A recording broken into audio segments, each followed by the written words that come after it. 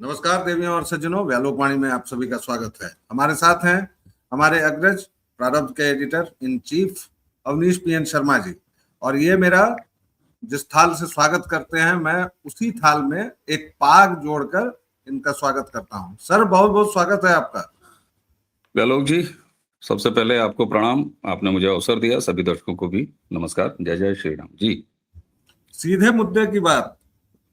भगवा हमेशा चर्चा में रहता है इस देश में, पिछले कम से कम 12 वर्षों से, पहले भी रहा है। अभी भगवा के दो चेहरे बहुत चर्चा में हैं। एक जो स्वयंभू शंकराचार्य हैं, खुद को शंकराचार्य कहते हैं, अदालती चक्रों में फंसे हुए हैं और अभी तो उन पर एक बहुत ही घृणित आरोप लगा है और उनकी गिरफ्तारी हो सकता है कि दर्शकों, आप जब तक ये वीडियो देखेंगे तब तक अभी तक गिरफ्तारी नहीं हुई है, लेकिन गिरफ्तारी किसी भी क्षण हो सकती है। दूसरा चेहरा उसी भगवा का सिंगापुर में है। कल से हम लोग देख रहे हैं और तमाम सोशल मीडिया से लेके जो नोएडा की मीडिया है, जो खुद को राष्ट्रीय कहती है, हर एक जगह योगी आदित्यनाथ छाए हुए हैं।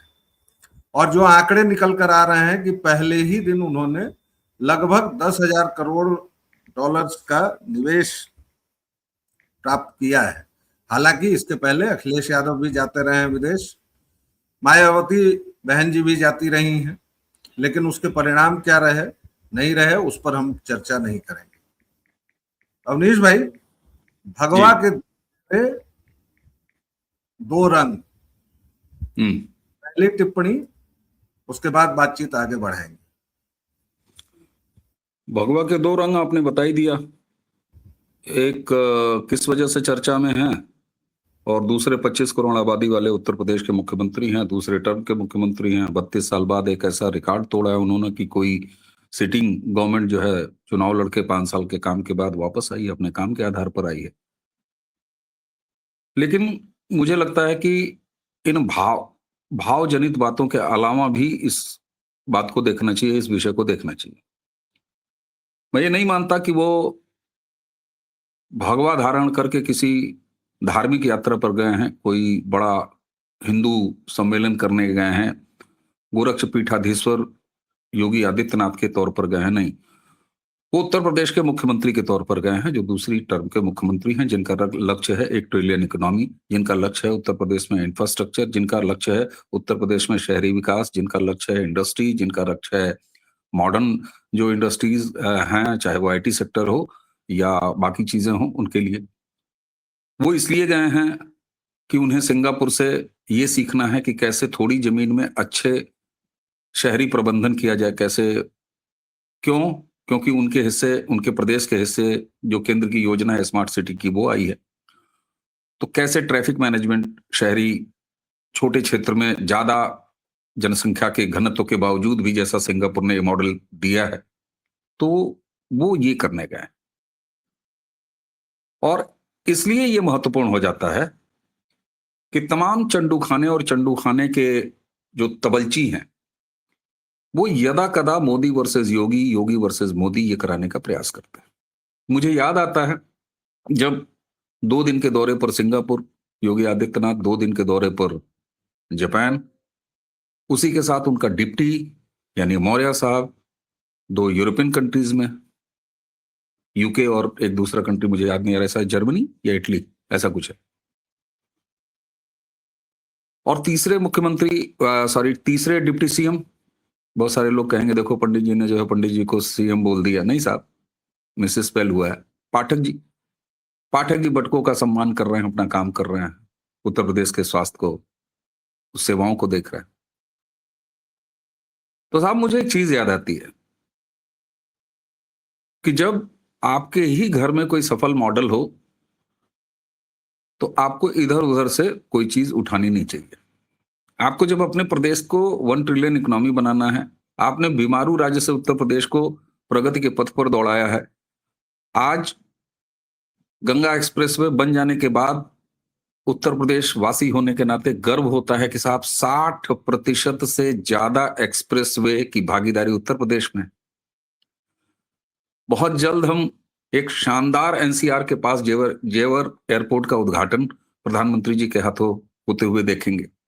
अभी हमने रैपिड रेल देखा है, हर जिले में हम मेडिकल कॉलेज देख रहे हैं। और तो और साहब,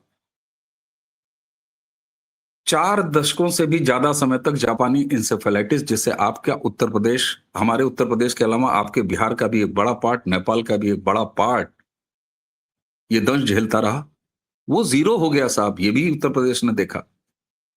तो ऐसे में मुझे याद आता है कि वाइब्रेंट गुजरात लेकर 2012-13 से हमने पहली बार 2009 या 10 में वाइब्रेंट गुजरात नाम की चीज सुनी थी, और उसके बाद 12 से लगातार सुनाई देना शुरू हुआ। 13 में तो खैर वो सारी चीजें हुई, और कई मंचों पर खुद प्रधानमंत्री ने बताया है कि उन्होंने किस तरीके से गुजरात को डेवलप करने के लिए जापान से समझौता किया, सिंगापुर और तमाम ऐसे विदेश के देशों से उन्होंने स्टेट लेवल पर एग्रीमेंट किए थे। तो मुझे लगता है कि अपने घर के अंदर के सफल मॉडल को अपने सीनियर के द्वारा परफॉर्म किए गए, आजमाए गए उस मॉडल को योगी आदित्यनाथ जी ने अपनाया है। उसको कॉपी कहना नहीं कहेंगे, उसको अपनाया है, और इस सिलसिले को लेकर वो आगे बढ़े हैं। तो मोदी वर्सेस योगी, योगी वर्सेस मोदी कराने वालों को अपने मुंह पर दोनों हाथों से अपने तमाचे मारने चाहिए। और मैं यहां पर देखता हूं कि एक टीम भावना जिसके सामने केवल प्रगति लक्ष्य है देश की, आज नरेंद्र मोदी की और उत्तर प्रदेश के योगी की, तो ये एक टीम भावना है, और मुझे उम्मीद है कि योगी जी बहुत कुछ लेके आएंगे। बाकी इंडियन डायस्पोरा से बात करते हुए क्या नारे लगे, योगी जी आप ही है, योगी जी आप ही है, ये तो है ही है साहब, ये ऑरा का कमाल है साहब, ये तो होगा ही, ये तो बोनस है। वहां तो खैर योगी जी आप हमारे भाई हैं, ये भी हुआ, वो उस पर नहीं जाएंगे, थोड़ी राजनीतिक बात आपको खींच के लाते हैं। मोदी वर्सेस योगी तो हो ही रहा है। थोड़ा सा हमारा रुग्ण समाज जब तक जात जात न कर ले तब तक मजा नहीं आता है सर। तो थोड़ा ठाकुर बनाम ब्राह्मण कर लें, डेंट लगेगा। और अखिलेश जी घोषणा कर चुके हैं कि इस बार बहुत बड़ी ऐतिहासिक जीत होगी। तो मान लीजिए कि अगर योगी आदित्यनाथ नहीं रहे तो इन सारी चीजों पर तो ब्रेक लग जाएगा। थोड़ा राजनीतिक चर्चा करते हैं। ठीक है। आपको याद होगा जब 2017 में योगी आदित्यनाथ जी उत्तर प्रदेश के मुख्यमंत्री बने, तो कांग्रेस इकोसिस्टम द्वारा सबसे पहले उनके नाम, जो संन्यास से पहले का उनका नाम था अजय कुमार बिष्ट, उसको बाजार में लाया गया और बार बार प्रयास किया गया। देखिए, जब आपकी किसी व्यक्ति के काम से लड़ने की औकात नहीं होती तो आप उस व्यक्ति पर निजी हमले करना शुरू करते हैं। ये सिलसिला आगे तक बढ़ा, और आप अखिलेश यादव इस समय योगी आदित्यनाथ जी को मिस्टर बिष्ट, मिस्टर बिष्ट, बिष्ट जी कहना शुरू किए हैं। तो आप मुझे ये बताइए कि योगी जी को लेकर उत्तर प्रदेश में वो लोग जो जाति जाति खेल रहे हैं और खुद को राष्ट्रवादी भी कहते हैं, वो अखिलेश यादव की भाषा नहीं बोल रहे हैं तो और किसकी भाषा बोल रहे हैं भाई साहब? क्या ऐसे तमाम पाखंडी शुद्धतावादियों को सपाई नहीं मानना चाहिए और डिक्लेयर कर देना चाहिए कि दे आर सपाईज? बिल्कुल। या तो वो कांग्रेसी हैं और या वो सपाई हैं। जी। अखिलेश यादव बिष्ट कह रहे हैं, और कोई योगी आदित्यनाथ की जाति खोज के और अपना जनेऊ टाइट करके बैठा हुआ है, चाहे कोई अपना चंद्रवंशी और सूर्यवंशी का तमगा फैलाया हुआ है, उस कारण से उसको जो है मोदी को हटा देना और योगी को ले आना है। तो ऐसे लोगों को कांग्रेसी और सपाई क्यों ना मानूं मैं? वो लोग पुनर्विचार करें कि वो क्या हैं। क्या उन्होंने फर्जी राष्ट्रवाद का चोला ओढ़ रखा है? और ऐसे तमाम लोगों की पहचान हो रही है जिनके अंदर बजबजाते हुए जातिखोरी वो निकल के बाहर आ रही है। समाज के सामने ऐसा समय भी आना चाहिए। इकरा हसन को जिताने वाले शायद वैसे ही लोग हैं। मैं कह रहा हूं आलोक जी, ऐसे लोगों की पहचान होने के लिए इस तरह के माहौल का सृजन होना बड़ा आवश्यक है। कारण ये कि यात्रा लंबी है। 2014 से इस देश में जो सांस्कृतिक क्रांति हुई है, और उसके साथ साथ जो राज्यों में, चूंकि हमारा ढांचा ऐसा है कि केंद्र और राज्य, ये जो विस्तार होता चला जा रहा है डबल इंजन सरकारों का, ऐसे में ये यात्रा का, मैं बार बार कहता हूं कि तीसरे टर्म में नरेंद्र मोदी के जीतने के बाद राहुल गांधी कपड़ा फाड़ने पर या सतही विरोध से लेके तमाम घिने हैं तरीके आजमाने पर क्यों मजबूर हैं? क्योंकि वो देख रहे हैं कि कितना मजबूत और कितना बड़ा एक फुटप्रिंट तैयार हो रहा है, जो अब सालों साल इस सत्ता को आगे बढ़ाएगा। ये गौड़ हो जाएगा कि आज नरेंद्र मोदी हैं, कल कौन होगा। तो अगर आपकी यात्रा इतनी लंबी चल रही है जिसको आपका विपक्ष देख रहा है, तो ऐसे में क्या अपने आप को ढोंग करने वाले कि हम बहुत बड़े राष्ट्रवादी, हम बहुत बड़े सनातनी, हम बहुत बड़े हिंदू हैं, ऐसे लोगों की पहचान सपाइयों के रूप में नहीं होनी चाहिए। मैं तो साफ कहता हूं और दर्शकों से हाथ जोड़ के अपील करता हूं कि अगर मेरी बात गलत हो तो मेरे मुंह पे थूक दीजिएगा। लेकिन अगर अखिलेश यादव योगी आदित्यनाथ को अजय कुमार बिष्ट कह रहे हैं, इससे पहले कांग्रेस ने अजय कुमार बिष्ट कहा, उनके ठाकुर होने को सिद्ध करने का प्रयास किया गया।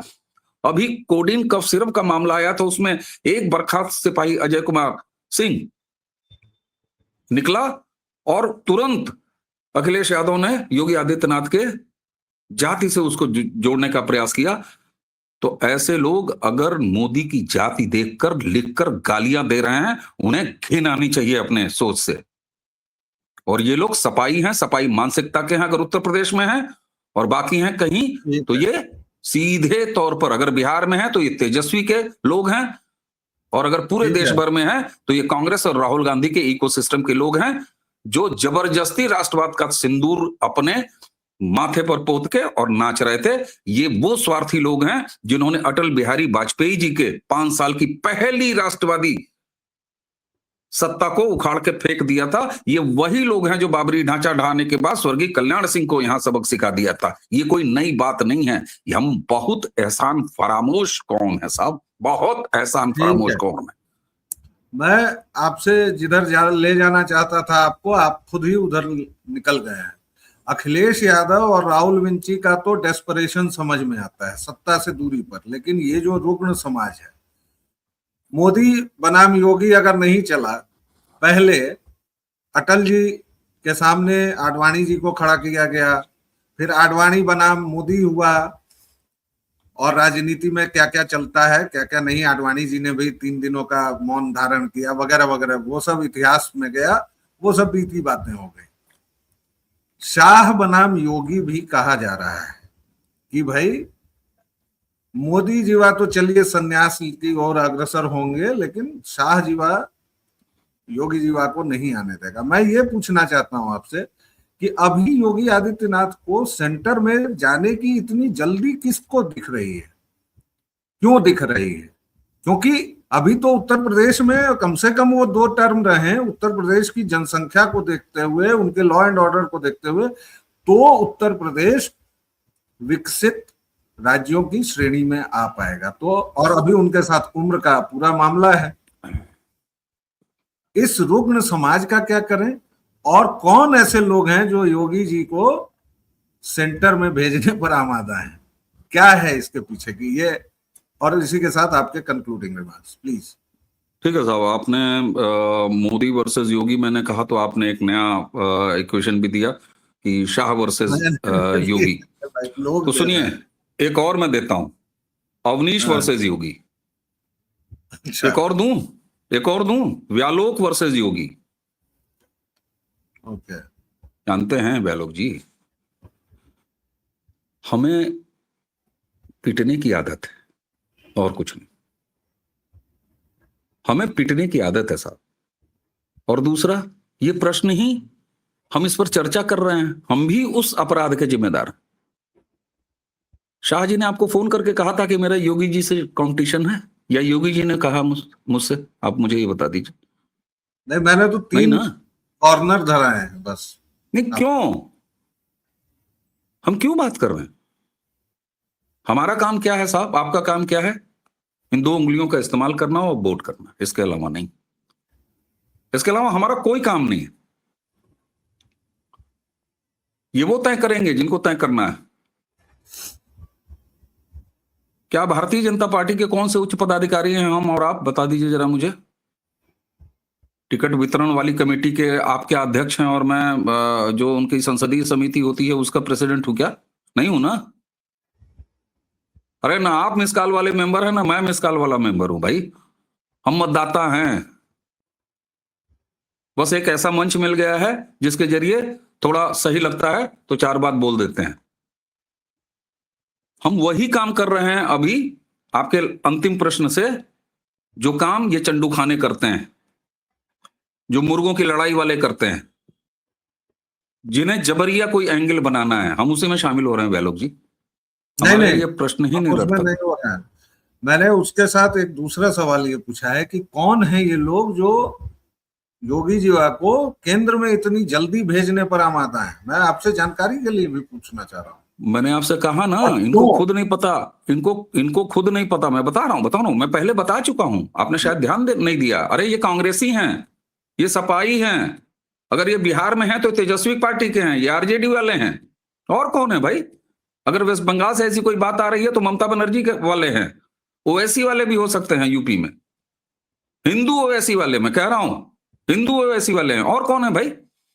एक सत्ता जो 14 से लगातार तीसरी बार आई केंद्र में, एक सत्ता जो 2017 से लगातार रिपीट होके आ रही है उत्तर प्रदेश में, 27 की जमीन सामने है, और उसके बाद अभी 29 का चुनाव कब होना है, 27 सामने है, और उसके बाद योगी को दिल्ली का टिकट कौन कटवा रहा है? ये कौन लोग हो सकते हैं? तो अखिलेश यादव, उन्होंने कहा दोनों डिप्टी सीएम को उन्होंने ऑफर दिया है कि 100 विधायक लेके आओ, मुख्यमंत्री बन जाओ। अब मुझे ये बताइए, अखिलेश यादव अगर बंपर जीत हासिल करने जा रहे हैं तो 100 विधायक की भीख क्यों मांग रहे हैं?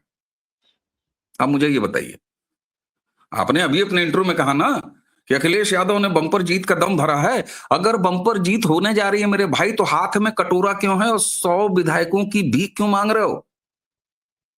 अरे सीधा सा है, स्वीकार है। दोनों प्रश्न का उत्तर मैंने दे दिया। ये जो लोग योगी वर्सेस मोदी, या मोदी तेरी खैर नहीं, फलाने तुझसे बैर नहीं, ये सारे के सारे अगर उत्तर प्रदेश से आवाजें आ रही हैं एक भी, तो आप सपाई समझिए। अगर पूरे देश से आवाज आ रही है तो कांग्रेसी, अलग अलग प्रदेश, ये विपक्ष की आवाज है, जिसको ये पता लग चुका है कि वो नरेंद्र मोदी से चुनाव लड़के नहीं, उन्हें सत्ता से बाहर नहीं कर सकता। उत्तर प्रदेश में चूंकि हालिया संदर्भ है चुनाव का, उन्हें पता है कि योगी आदित्यनाथ से वो चुनाव लड़के उन्हें नहीं हरा सकता। इसलिए अगर नेता के हाथ में कटोरा है तो जो इस तरह का विवाद कर रहे हैं वो उसी कटोरा छाप नेताओं के समर्थक हैं। ये राष्ट्रवादी खाल में छुपे हुए वही इकोसिस्टम के लोग हैं जी। और दर्शकों श्रोताओं, मुझे लगता है कि बहुत विस्तार से अवनीश जी ने इस पूरे मसले पर जिस तरह धूल साफ की है, और अंततः याद रखिएगा कि भगवा के मैंने दो रंग कहे, जानबूझकर कहे, भगवा का कोई दूसरा रंग नहीं होता है। जब योगी आदित्यनाथ मुख्यमंत्री बने थे तो उनकी प्रशासनिक क्षमता, तमाम चीजों पर सवाल उठाए गए, लेकिन आज लॉ एंड ऑर्डर का मामला हो या इन्वेस्टमेंट का मामला हो, जो समिट होता है उत्तर प्रदेश में ग्लोबल इन्वेस्टर्स का, वो भी देख लीजिए, लखनऊ वाला, हर एक मुद्दे पर भगवा ही भगवा छाया हुआ है, और हमें इसी भगवे को और आगे बढ़ाना है।